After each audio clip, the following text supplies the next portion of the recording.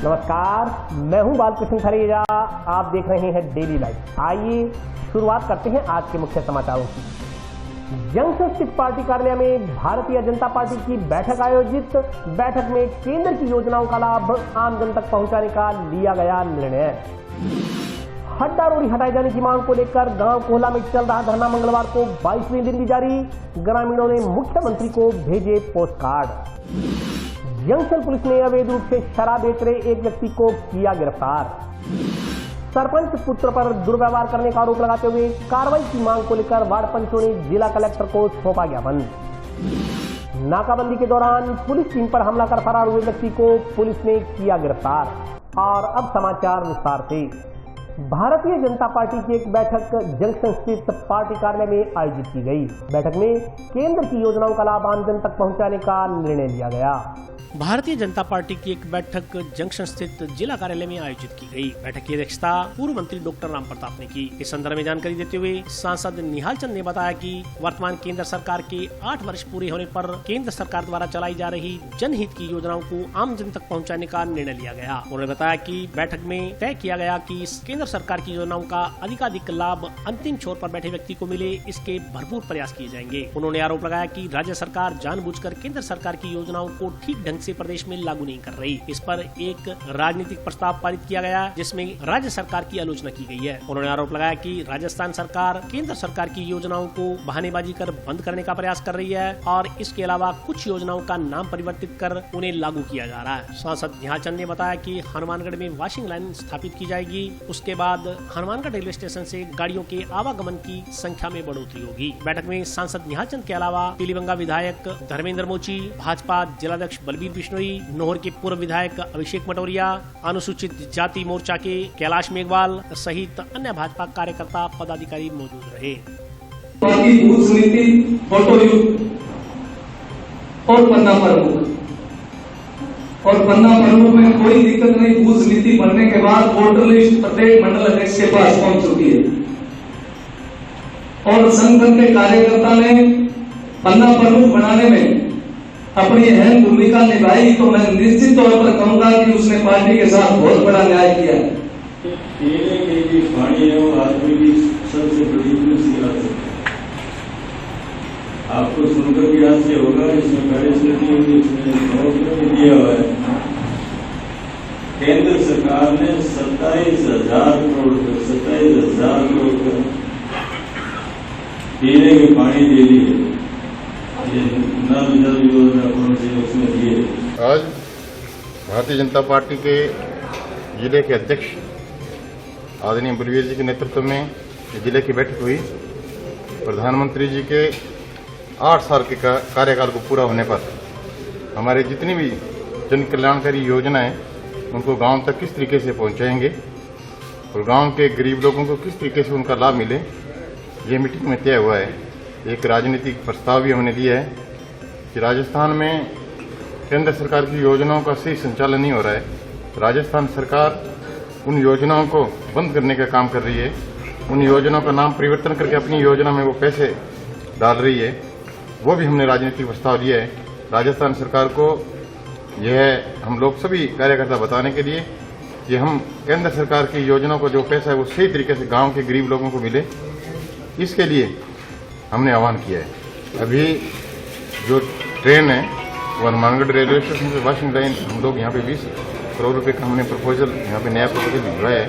Washing line बनने के बाद में नई गाड़ियाँ भी लगेगी। कोई भी गाड़ी बंद नहीं हुई है, किसी कारणवश वो गाड़ी बंद हुई है, वो एक टेक्निकल प्रॉब्लम के कारण गाड़ी बंद हुई मेरे ध्यान में है। लेकिन हम लोग अभी हनुमानगढ़ से लेके हमारे सादुलपुर तक एक लोकल ट्रेन थी, वैसी महीने के आखिरी तक उसको हम लोग चालू करें। वॉशिंग लाइन का प्रपोजल अभी भेजा है, दोबारा बना के भेजा है। इसमें सिर्फ वॉशिंग लाइन बनेगी ऐसा प्रपोजल केंद्र को भेजा है। वो प्रपोजल पहुंचते ही हम लोग उसको स्वीकृत करेंगे। हड्डा रोड़ी हटाए जाने की मांग को लेकर गांव कोहला में चल रहा धरना मंगलवार को 22वें दिन भी जारी रहा। मंगलवार को ग्रामीणों ने हजारों की संख्या में पोस्ट कार्ड लिखकर मुख्यमंत्री को प्रेषित किए। कोला को बचाना है, हड्डा रोड़ी हटाना है, कोला को बचाना है, हड्डा रोड़ी हटाना है, हमें चाहिए आजादी, हड्डा रोड़ी से आजादी। गांव गांव कोहला में प्रशासन द्वारा स्थापित की गई हड्डा रोडी के खिलाफ ग्रामीण अब आर पार की लड़ाई लड़ने के मूड में दिखाई दे रहे हैं। ग्रामीणों ने बताया कि हड्डा रोडी को अन्यत्र स्थानांतरित किए जाने की मांग को लेकर वे लोग पिछले 22 दिन से हड़ताल पर बैठे हैं, मगर जिला प्रशासन द्वारा उनकी कोई सुनवाई नहीं की जा रही। ग्रामीणों ने आरोप लगाया कि उल्टा जिला प्रशासन उनके मकानों को अवैध कब्जे बताकर निशानदेही कर रहा है और उन्हें मकान तोड़ने की धमकी दी जा रही है। ग्रामीणों ने कहा कि जिला प्रशासन चाहे उनके मकानों को ध्वस्त कर दे, लेकिन वे हड्डा रोडी को किसी भी हालत में यहाँ स्थापित नहीं होने देंगे। ग्रामीणों ने बताया कि जिला प्रशासन को वे कई बार अपनी समस्या से अवगत करवा चुके हैं, मगर यहाँ जिला स्तर पर उनकी कोई सुनवाई नहीं हो रही। इसलिए उन्होंने आज 1000 पोस्टर लिखकर मुख्यमंत्री को प्रेषित किए हैं। उन्होंने कहा कि उन्हें उम्मीद है कि मुख्यमंत्री उनकी पीड़ा को समझेंगे और हड्डा रोडी को यहाँ से कहीं और स्थानांतरित करेंगे। मैं 22 दिनों में धरने पर बैठा जी, तो ना तो हमारी कहीं प्रशासन सुनाई करी न भी करेगो। अब हमारे मकान पर लगाने लग रहे निशान। मैं कह भी तारा मकान तोड़ांगा, मैं कहा भी मकान तोड़ दो, पर मैं मार धरना कौन छोड़ा अच्छा मरांगा और मारांगा बस। और बाकी हमारा मुख्यमंत्री बच्चे अभी वो हमारी के सुनाई करे, के मन आगे चलावे, के करावे हमारे। ये 22 दिन से अठा जिले की हड्डा रोडी बना दी भी विरोध में बैठे हैं। अठा के प्रशासन के सारा मोखान करा दी विधायक जी ने 10 बार जाइए, अठा कोई सुनाई कौन करे नहीं। अब मैं मुख्यमंत्री ने पोस्ट कार्ड भेजा, बे हमारी सुनाई करेगा, बांगा नहीं सुनाई करेगा तो फिर मैं सारी पार्टियां नहीं सबक सुनाऊंगा चुनाव में। मैं सारा अफसरानी मिलानी हनुमानगढ़ में सारा जा लिया, कोई हमारी सुनाई कौन करी। अब मैं मुख्यमंत्री ने पत्र भेजा, वो मेरी सुनाई करेगो, हड्डा रोड सकते हो इस मारना कोई सारा नहीं, मैं नहीं मरांगा बांग बची लागी बांगी बांग हनुमानगढ़ डालांगे आगे सारा मकान चाहिए हमें, कोई सुनाई कौन करे। अब मैं नहीं मुख्यमंत्री ने भेजा, वो मेरी सुनाई करेगो तो ठीक है, नहीं मैं तो मरांगा बांग बचे लाके मरना है। दिन हो गए हैं, आज मुख्यमंत्री को 1000 पोस्ट कार्ड भेजे जाएंगे। हड्डा रोडी जब तक नहीं हटेगी तब तक हम कोई ना कोई कार्यवाही करते रहेंगे। मुख्यमंत्री से हमारी अपील है कि हड्डा रोडी जल्द से जल्द हटाई जाए। ये हमारे स्वास्थ्य के लिए हानिकारक है और हमारे हालात बदतर होते जा रहे हैं, इसीलिए प्रशासन से निवेदन है कि हमारी मांगों को जल्द से जल्द सुना जाए। अभी तो हम मुख्यमंत्री को 1000 पोस्ट कार्ड भेजेंगे, फिर स्वास्थ्य मंत्री को भी भेजे जाएंगे और उसके बाद हमारी कार्यवाही इसी प्रकार जारी रहेगी। कृपया हमारी मांगे सुनी जाए। शासकीय अधिकारी कोई यहाँ पर नहीं है, किसी ने सुध बुध नहीं ली है, जो कि किया जाना चाहिए। कलेक्टर कहता है, कलेक्टर ने कहे हाथ खड़े कर दिए, कहते मेरी कोई जिम्मेदारी नहीं है, फिर हम किससे पूछे, किसको कहे। हाँ, धरने को हटाने के लिए ये तो पहले ही आ चुका था अतिक्रमण का, तो लेकिन इन्होंने कार्यवाही अब शुरू की है और वो भी अवैध है, क्योंकि इनके पास अगर इनसे कोई प्रमाण मांगता है तो ये वहीं से चले जाते हैं। आपने कल वीडियो देखी होगी, इनसे अगर कोई कहता है कि आप हमें नक्शा दिखाइए, प्रमाण दिखाइए, ये तभी भाग जाते हैं वहाँ से। क्यों? प्रशासन के पास अगर कोई प्रमाण होता तो प्रशासन हमें दिखाता और अपनी कार्रवाई करता, लेकिन प्रशासन ऐसा नहीं करता। प्रशासन से प्रमाण मांगा जाता है, प्रशासन वहाँ से भाग जाता है। हाँ, ये धरने को तोड़ने के लिए, गांव के लोगों को तोड़ने के लिए ये इनकी कार्रवाई है कि यदि हम ये काम करेंगे तो लोग वहाँ इकट्ठे हो जाएंगे, लोगों के बीच आपसी दरार आ जाएगी और लोग टूट जाएंगे, धरना बंद हो जाएगा और हड्डा रोडी यहीं पर रहेगी। ऐसा हम होने नहीं देंगे। नाकाबंदी के दौरान पुलिस टीम पर हमला कर फरार हुए 2 लोगों की ओर से मौके पर छोड़ी गई कार से नशीली टेबलेट बरामदगी के मामले में सदर पुलिस ने एक आरोपी को गिरफ्तार करने में सफलता हासिल की है। नाकाबंदी के दौरान पुलिस टीम पर हमला कर फरार हुए 2 लोगों की ओर से मौके पर छोड़ी गई कार से नशीली टेबलेट बरामदगी के करीब 14 माह पुराने मामले में सदर पुलिस ने एक आरोपी को गिरफ्तार करने में सफलता हासिल की है। गिरफ्तार आरोपी की पहचान सुखदीप सिंह उर्फ संदीप पुत्र मलकी सिंह बाजीगर निवासी 4 JR के जंडावाली के रूप में हुई है। सदर थाना प्रभारी चंद्रपाल धुआ ने बताया कि 21 अप्रैल 2021 को जिला विशेष टीम को सूचना मिली कि सुखदीप उर्फ संदीप व उसका एक साथी कार से नशीली टेबलेट की सप्लाई करने वाले हैं। सूचना पर थाना की पुलिस टीम व जिला विशेष टीम ने चिस्तिया मोड़ पर नाकाबंदी की। नाकाबंदी के दौरान car number PB 60C 2427I car को रुकवाने का प्रयास किया तो चालक सुखदीप उर्फ संदीप ने नाकाबंदी स्टाफ को जान से मारने के उद्देश्य से कांस्टेबल व उसकी मोटरसाइकिल को कार से टक्कर मार दी। कार की टक्कर लगने से कांस्टेबल हरीश घायल हो गया व मोटरसाइकिल क्षतिग्रस्त हो गई। पुलिस ने कार का पीछा किया तो कार खराब होने के कारण दोनों आरोपी वाहन को छोड़कर फरार हो गए। कार की तलाशी के दौरान NDPS घटक युक्त ट्रामाडोल की कुल 6000 गोलियां बरामद हुई। NDPS एक्ट हत्या प्रयास, अराजक कार्य में बाधा उत्पन्न करने व PDP एनडीपीवी एक्ट के तहत मुकदमा दर्ज कर जांच शुरू की गई। अनुसंधान के दौरान प्रकरण दर्ज होने के बाद से ही आरोपी सुखदीप उर्फ संदीप व उसका साथी फरार चल रहे थे। थाना प्रभारी धुआं ने बताया कि आरोपी सुखदीप उर्फ संदीप शातिर किस्म का अपराधी है तथा पुलिस की ओर से निरंतर प्रयास के बावजूद उसकी मौजूदगी का कोई पता नहीं चल सका था। पुलिस अधीक्षक के निर्देशानुसार फरार आरोपियों की गिरफ्तारी के लिए एक टीम का गठन किया गया। गठित टीम की ओर से मानवीय सूचनाएं, गोपनीय व तकनीकी जानकारी एकत्रित कर उनका विश्लेषण कर अथक प्रयास कर आरोपी को पंजाब के मोगा से गिरफ्तार किया गया। 21 अप्रैल 2021 को जिला विशेष टीम को इतला मिली थी कि सुखदीप सिंह उर्फ संदीप जंडावाड़ी का है, उसके साथ एक और है। ये 2 जने हैं जो कार से नशीली गोलियां सप्लाई करने जा रहे हैं, जिस पर जिला विशेष टीम और सदर पुलिस की टीम के द्वारा चिश्तिया मोड़ के ऊपर नाकाबंदी की गई थी। नाकाबंदी के दौरान ये कार जब आई तो इसको रोकने का प्रयास किया तो चालक ने पुलिसकर्मियों पर जानबूझकर जान से मारने की नीयत से नाकाबंदी कर रहे जवान की मोटरसाइकिल के ऊपर गाड़ी चढ़ा दी। जवान घायल हो गया, मोटरसाइकिल क्षतिग्रस्त हो गई और ये कार को वहाँ नाकाबंदी से थोड़ा आगे छोड़ करके दोनों फरार हो गए। जिसके बाद ये मुकदमा दर्ज सुखदीप के खिलाफ नामजद और एक अन्य के विरुद्ध दर्ज किया गया था। मुकदमा दर्ज होने के बाद से ये आरोपी फरार चल रहा था। करीब 15 महीने हो गए। विभिन्न समय पर पुलिस टीम के द्वारा इसकी तलाश के काफ़ी प्रयास किए गए थे, परंतु आरोपी बड़ा शातिर है और अपने आप को छुपाए हुए था।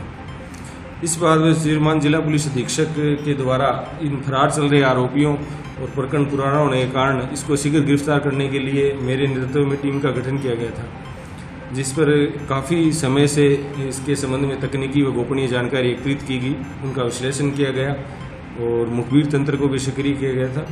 इन समस्त से जो तथ्य आए उसके आधार पर कल सुखदीप सिंह उर्फ संदीप जो मुख्य आरोपी है उसको मोगा पंजाब से दस्तयाब किया गया और गिरफ्तार किया गया है। आज उसको कोर्ट में पेश करेंगे, पेश कर उसका पुलिस रिमांड लेंगे और आगे इसके साथ एक अन्य साथी और कौन था, ये गोलियां किसको सप्लाई देने जा रहे थे, किससे लेकर के आए थे और पुलिस पर जो इसने जानलेवा गाड़ी चढ़ाने का प्रयास किया, इन सभी तथ्यों के संबंध में विस्तृत अनुसंधान किया जाएगा। जंक्शन पुलिस ने अवैध रूप से शराब की बिक्री कर रहे एक व्यक्ति को गिरफ्तार कर उसके खिलाफ आबकारी अधिनियम के तहत मामला दर्ज किया है। जंक्शन पुलिस ने अवैध शराब की बिक्री कर रहे एक व्यक्ति को गिरफ्तार कर देशी शराब बरामद की है। इस संबंध में पकड़े गए शख्स के खिलाफ मुकदमा दर्ज किया गया है। जानकारी के अनुसार जंक्शन थाना के एसआई कुंजीलाल मीणा के नेतृत्व में पुलिस टीम गश्त कर रही थी। गश्त के दौरान पुलिस टीम शहीद भगत सिंह चौक के नजदीक पहुंची तो मुखबिर के जरिए सूचना मिली कि चाणक्य क्लासेस रोड पर खाली बिल्डिंग के पास रमन सोनी नामक व्यक्ति अवैध देशी शराब बेच रहा है। सूचना पर पुलिस टीम मौके पर पहुंची तो एक व्यक्ति पुलिस को देखकर प्लास्टिक का थैला उठाकर भागने लगा। शक होने पर उसे रोककर नाम पता पूछा तो उसकी पहचान रमन सोनी पुत्र रमेश सोनी निवासी वार्ड नंबर 2 ITI बस्ती जंक्शन के रूप में हुई। प्लास्टिक के थैले की तलाशी ली तो उसमें देशी शराब से भरे 55 पौवे मिले। पुलिस ने अवैध शराब बरामद कर मौके से रमन सोनी को गिरफ्तार कर दिया। कल दौरान अगस्त गांधी होटल के आगे खालिस्तान में पहुंचे तो वहाँ एक व्यक्ति के पास कट्टे में 55 देशी शराब के पौवे बरामद हुए। उसमें उसको गिरफ्तार करके आज कोर्ट में पेश करेंगे। उसका रमन नाम है और ITI बस्ती का रहने वाला है। वो पहले सुनारी दुकान भी करता है और सुनारी दुकान के साथ में उसका कुछ कारोबार करता है। ना पहले कोई उसके पास दुकान नहीं, पहले ही घुमाएंगे। सरपंच पुत्र व्यय कन्या पर दुर्व्यवहार करने का आरोप लगाते हुए ग्राम पंचायत 2 के एनजे के 3 वार्ड पंचों ने मंगलवार को जिला कलेक्टर को ज्ञापन देकर कार्रवाई करने की मांग की।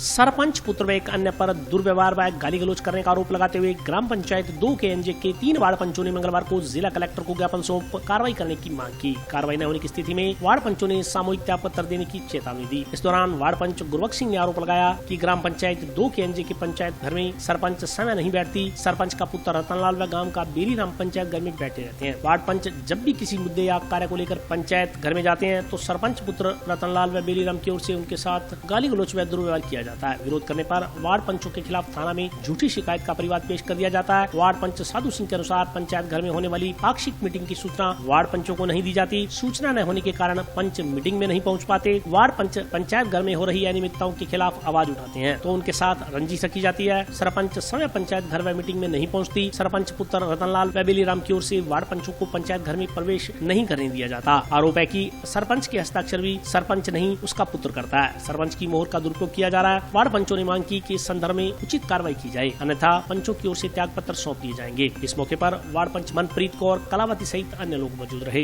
हम 2 के एनजी पंचायत से आए हूँ। हम 4 वार्ड पंच हैं, 6 नंबर से, 2 नंबर से, 1 नंबर से हमारी जो पंचायत है, अगर हमारा वार्ड पंच को कोई भी सूचना नहीं देती, पहले तो कि मीटिंग कब है और कब नहीं है, और दूसरी बात है वहाँ पे अन्य व्यक्ति बैठते हैं। कोई भी वार्ड पंच अगर जाता है तो उनके साथ दुर्व्यवहार होता है, और वो बेली राम है जो सब कुछ पंचायत के थ्रू करते हैं। और जब हम कोई भी समस्या लेके जाते हैं तो वो समस्या हल नहीं होती, इसलिए हम पंचायत में जाना छोड़ रखा है।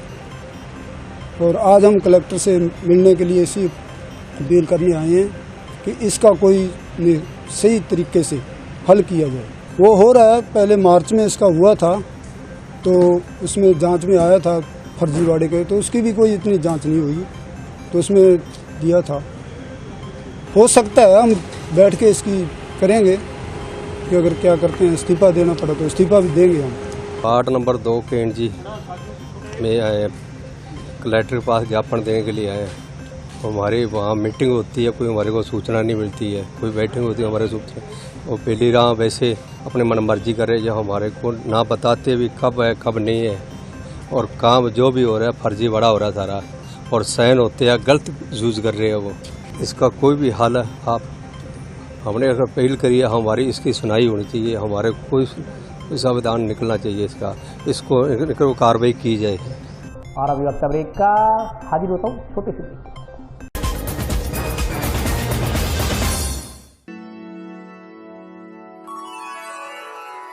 यूं तो कई बार मुझे हंसते देखा है, पर ये हंसी कुछ और है। ये गहना मुझ पर जचता है, पर ये महज एक गहना नहीं, ये रूपरेखा है मेरे मन की, हंसती खिलखिलाती लहरों की, जो आतुर थी अब तक मुझ पर सजने को। इसलिए ये गहना ही मेरा सच्चा श्रृंगार है, श्रृंगार है, श्रृंगार है।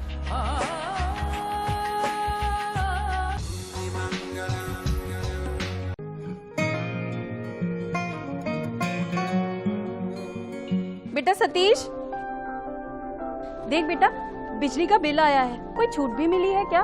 बजट में तो मुख्यमंत्री जी छूट देने के लिए बोल रहे थे। अरे हाँ माँ, इसमें तो 750 रुपए कम करके आए हैं। अरे वाह, धन्यवाद मुख्यमंत्री जी। सिर्फ आपको ही नहीं, प्रदेश में ये छूट किसी न किसी रूप में सभी को मिल रही है। 100 यूनिट तक बिजली उपभोग करने वाले उपभोक्ताओं को 50 यूनिट भुगतान तक की छूट, 150 यूनिट तक वाले उपभोक्ताओं को 3 रुपए प्रति यूनिट, और 150 से 300 यूनिट तक उपभोग करने वाले उपभोक्ताओं को 2 रुपए प्रति यूनिट की छूट दी जा रही है। याद रहे, बिजली की बचत ही बिजली का उत्पादन है। ब्रेक के बाद स्वागत है। आइए नजर डालते हैं अगले समाचारों पर। महानरेगा में करवाए गए कार्यों में गांव खचवाना एवं गांव भाड़ी के सरपंच के खिलाफ की गई कार्रवाई से सरपंचों में रोष व्याप्त है। सरपंचों ने रंजिशवश यह कार्रवाई करने का आरोप लगाते हुए मंगलवार को अतिरिक्त कलेक्टर को ज्ञापन सौंपा।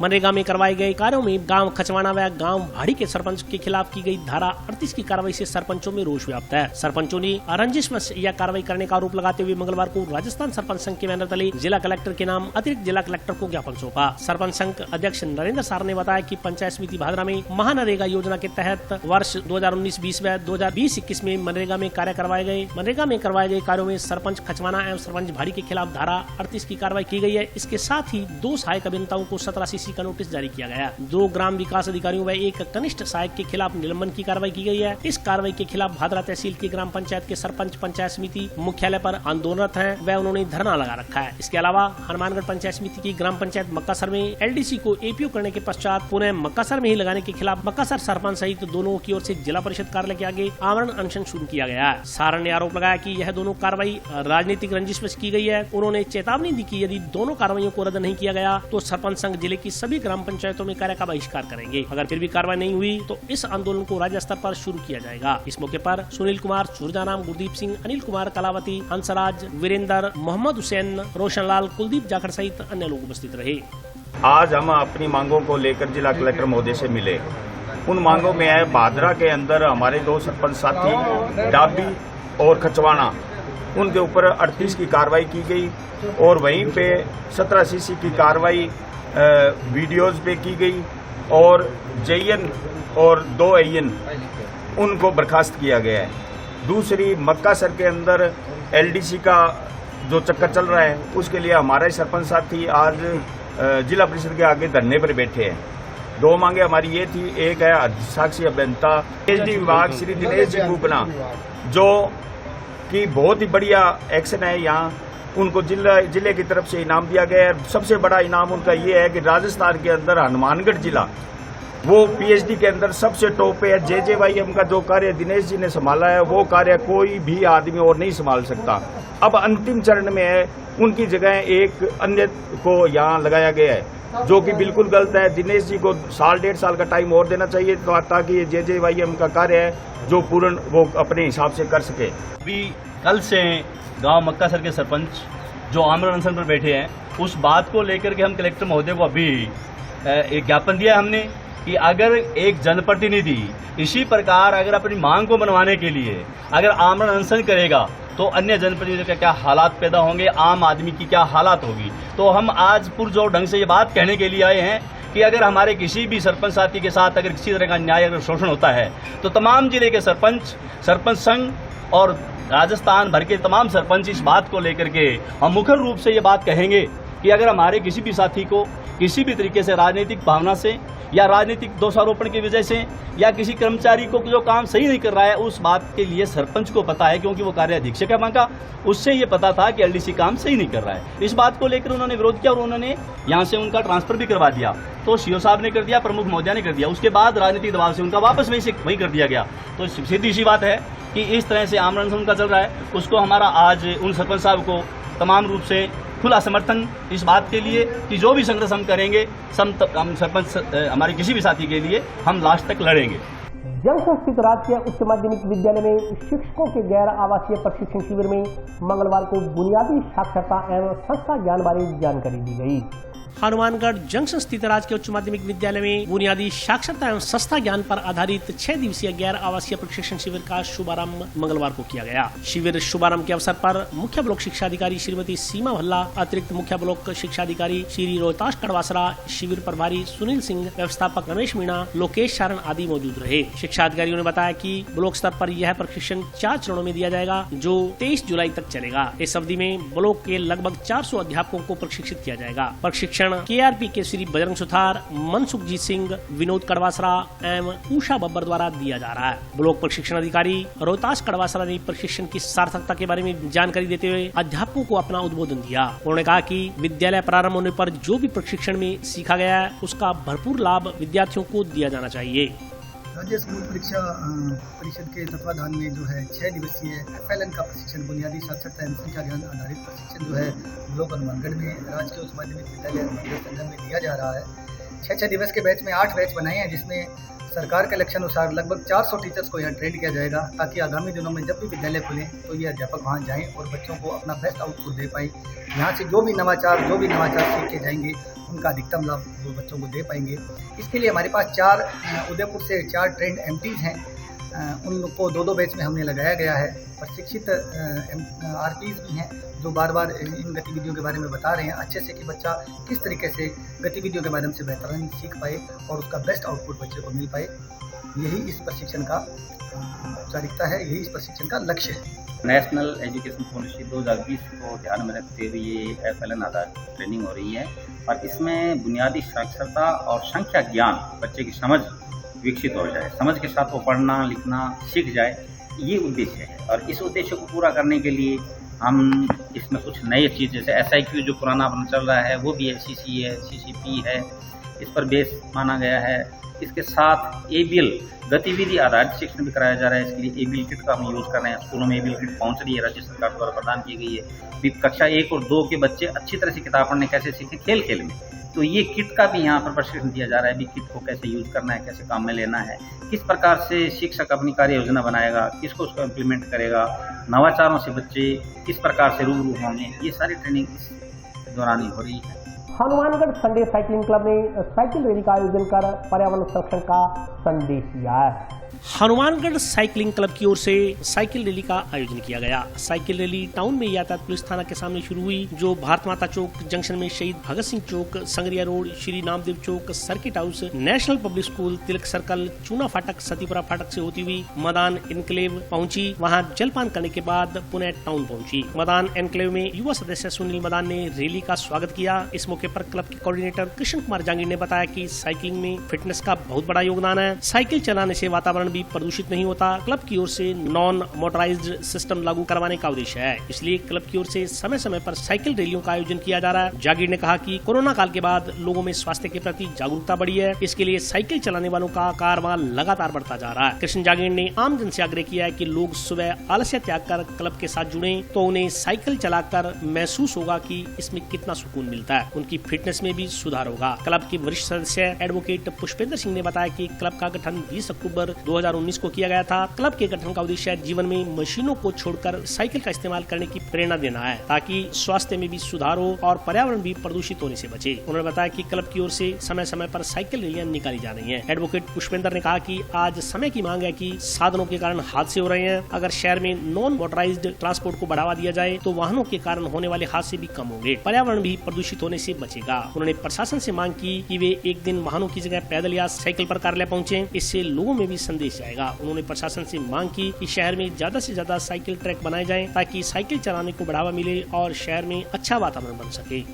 आज मदान एनक्लेव जाके आए हैं। हमारा साइकिलिंग का ये उद्देश्य है कि भी इससे फिजिकल फिट रहता है आदमी और वातावरण भी प्रदूषित नहीं होता, क्योंकि साइकिल चलाने से नॉन मोटराइज सिस्टम को लागू करना हमारा उद्देश्य है।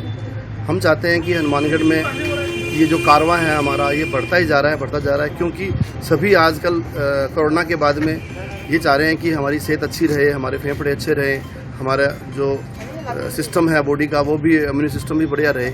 इसके लिए साइकिल चलाना बहुत ही ज़रूरी है हर व्यक्ति को लिए। और आज का जो रूट रहा है हमारा, ये ट्रैफिक थाना से हम गए हैं शहीद भगत सिंह चौक, फिर वहाँ से NPS स्कूल होते हुए सतीपुरा फाटक पार करते हुए और मदान एनक्लेव, जहाँ पर हमारे खिराती लाल जी के लड़के मदान जी, सुनील मदान जी ने हमारा बहुत ही भव्य स्वागत किया। हम उसके लिए उनको दिल से धन्यवाद देते हैं।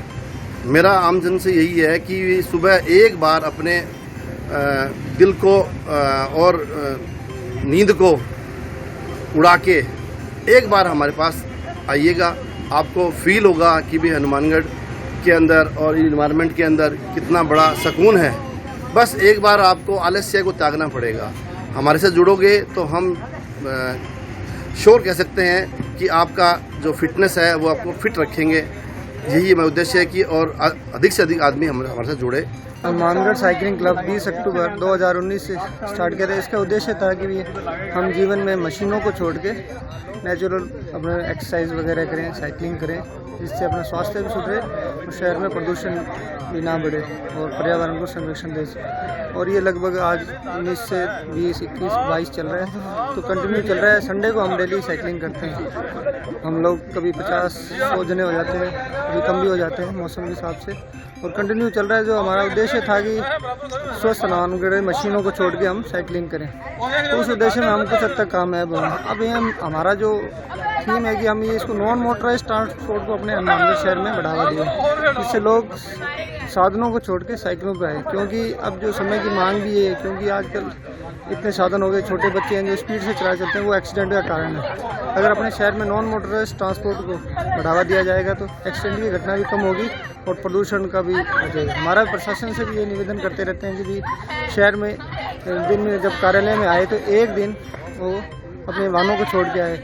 इससे क्या है कि एक शहर में एक संदेश जाएगा, जब प्रशासन के लोग एक दिन अपने साधनों को छोड़कर पैदल या साइकिल से आएंगे तो एक संदेश जाएगा स्वास्थ्य के प्रति, क्योंकि आजकल जो कोलेस्ट्रॉल, ब्लड प्रेशर बढ़ रहा है, बीमारियां हो रही है, इसकी वजह से अपना अगर साइकिल चलाते हैं तो अपना सुबह भी आप साइकिल से जा रहे हो, शाम के टाइम आपका पेट खाली होता है, जब घर आते हैं तो उसको भी आपको स्वास्थ्य का लाभ मिलेगा और हार्ट की प्रॉब्लम से हम बच सकते हैं। साथ में जो नॉइज़ पोल्यूशन है उसमें भी कमी आती है।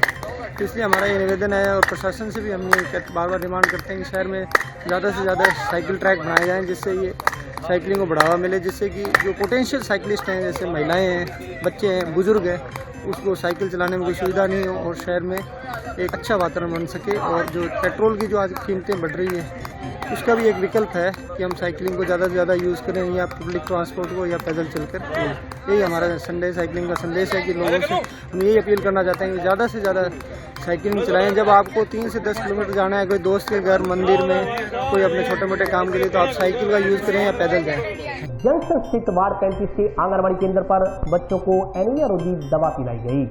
एनीमिया मुक्त राजस्थान अभियान के तहत मंगलवार को आंगनबाड़ी केंद्रों, राजकीय स्कूलों, उप स्वास्थ्य केंद्रों, CHC, PHC व राजकीय चिकित्सा संस्थानों में शक्ति दिवस मनाया गया। शक्ति दिवस पर एनीमिया की दर को कम करने के लिए बच्चों, किशोर किशोरियों, प्रजनन उम्र की महिलाओं, गर्भवती महिलाओं और धात्री माताओं के लिए विशेष गतिविधियां आयोजित की गई। स्क्रीनिंग, हीमोग्लोबिन की जाँच, उपचार तथा एनीमिया के प्रति जागरूकता बढ़ाने पर जोर दिया गया। अभियान के दौरान आशाओं की ओर से 6 माह से 59 माह तक के बच्चों को, 5 से 9 वर्ष तक के स्कूल नहीं जाने वाले बच्चों को, 10 से 19 वर्ष की स्कूल नहीं जाने वाली किशोर किशोरी बालिकाओं को, 20 से 24 वर्ष की विवाहित महिलाओं को एवं गर्भवती महिलाओं को एवं धात्री माताओं को आंगनबाड़ी केंद्र पर मोबिलाइज किया गया। शारीरिक लक्षणों के आधार पर एनीमिया चिन्हित करने के लिए स्क्रीनिंग की गई। आशा सहयोगियों की ओर से 6 माह से 59 माह तक के बच्चों को 1 ml IFA सिरप पिलाई गई और 5 से 9 वर्ष के स्कूल नहीं जाने वाले बच्चों को IFA की गुलाबी गोली खिलाई गई। वहीं 10 से 19 वर्ष तक की स्कूल नहीं जाने वाली किशोरी बालिकाओं को आंगनबाड़ी कार्यकर्ताओं की ओर से IFA की नीली गोली खिलाई गई। महिला एवं बाल विकास विभाग की ओर से आंगनबाड़ी केंद्रों पर मनाए गए शक्ति दिवस की शुरुआत विभाग के उपनिदेशक परवेश कुमार सोलंकी ने करते हुए वार्ड 35 स्थित आंगनबाड़ी केंद्र पर बच्चों को दवा खिलाई। इस मौके पर महिला बाल विकास विभाग के उपनिदेशक परवेश कुमार सोलंकी ने बताया कि इससे पहले हर माह के प्रथम मंगलवार को शक्ति दिवस मनाया जाता था, जिसे अब जारी रखने के निर्देश प्राप्त हुए हैं। उन्होंने बताया कि हनुमानगढ़ में खान पान का स्तर अच्छा होने के बावजूद करीब 81% बच्चे एनीमिया का शिकार हैं। करीब 60% महिलाएं भी एनीमिया से ग्रस्त हैं। इसके लिए नियमित जांच जरूरी है। खान पान का ध्यान रखें। इस मौके पर आंगनबाड़ी कार्यकर्ता सीमा भट्टी भी मौजूद रहीं। 35A पर मातृशक्ति दिवस मनाया गया, जो प्रत्येक मंगलवार को मनाया जा रहा है और जिसमें ANM के द्वारा बच्चों की स्क्रीनिंग कर उनके हीमोग्लोबिन का टेस्ट किया जा रहा है और साथ में बच्चों को आयरन सिरप दी जा रही है और गर्भवतियों को और किशोरी बालिकाओं को और 10 से 19 साल के बच्चों को आयरन फोलिक एसिड गोली दी जा रही है, जो कि 10 से ऊपर वाली किशोरी बालिकाओं को नीली गोली दी जाती है, 10 से छोटी बच्चियों को गुलाबी गोली दी जाती है और गर्भवती धात्री माताओं को भूरी गोली जो लाल रंग के कलर में दी जा रही है। और इससे एनीमिया मुक्त करवाना है, बच्चों में हीमोग्लोबिन की कमी ना हो। और जैसे ANM हर प्रत्येक मंगलवार को नहीं पहुंच पाती, तो हमें उनके बच्चों के चिन्ह देख के पहचानना है, जैसे जीभ का सफ़ेद होना और बच्चों में कमजोरी महसूस होना, बच्चों को थकावट दिखना, बच्चों को कमजोर दिखना। इस चिन्ह को देख के हम बच्चों की स्क्रीनिंग करते हैं।